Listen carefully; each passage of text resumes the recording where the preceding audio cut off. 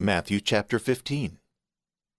Then came to him from Jerusalem scribes and Pharisees, saying, Why do thy disciples transgress the tradition of the ancients? For they wash not their hands when they eat bread.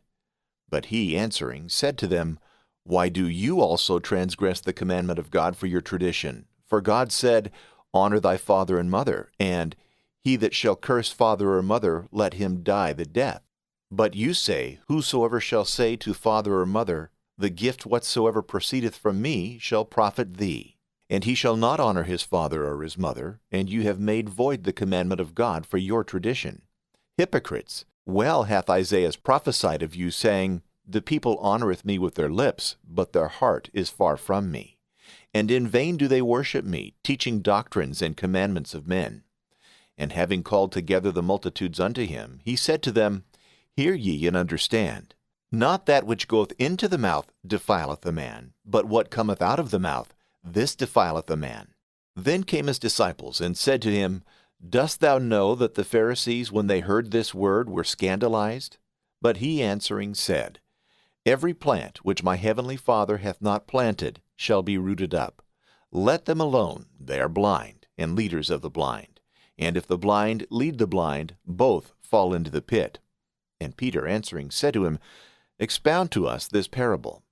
But he said, Are you also yet without understanding? Do you not understand that whatsoever entereth into the mouth goeth into the belly, and is cast out into the privy?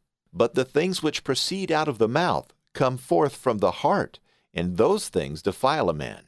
For from the heart come forth evil thoughts, murders, adulteries, fornications, thefts, false testimonies, blasphemies. These are the things that defile a man, but to eat with unwashed hands doth not defile a man. And Jesus went from thence, and retired into the coast of Tyre and Sidon. And behold, a woman of Canaan, who came out of those coasts, crying out, said to him, Have mercy on me, O Lord, thou Son of David. My daughter is grievously troubled by a devil. Who answered her not a word. And his disciples came and besought him, saying, Send her away, for she crieth after us. And he, answering, said, I was not sent but to the sheep that are lost out of the house of Israel. But she came and adored him, saying, Lord, help me. Who answering said, It is not good to take the bread of the children, and to cast it to the dogs. But she said, Yea, Lord, for the whelps also eat of the crumbs that fall from the table of their masters. Then Jesus answering said to her, O woman, great is thy faith. Be it done to thee as thou wilt. And her daughter was cured from that hour. And when Jesus had passed away from thence, he came nigh the Sea of Galilee, and going up into a mountain, he sat there. And there came to him great multitudes, having with them the dumb, the blind, the lame, the maimed, and many others, and they cast them down at his feet, and he healed them. So that the multitudes marveled, seeing the dumb speak, the lame walk, the blind see, and they glorified the God of Israel. And Jesus called together his disciples, and said, I have compassion on the multitudes, because they continue with me now 3 days, and have not what to eat, and I will not send them away fasting, lest they faint in the way. And the disciples say unto him, Whence then should we have so many loaves in the desert, as to fill so great a multitude? And Jesus said to them, How many loaves have you? But they said, 7, and a few little fishes.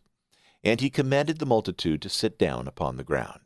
And taking the 7 loaves and the fishes, and giving thanks, he brake, and gave to his disciples, and the disciples gave to the people. And they did all eat, and had their fill. And they took up 7 baskets full of what remained of the fragments. And they that did eat were 4,000 men, besides children and women. And having dismissed the multitude, he went up into a boat, and came into the coasts of Magdala.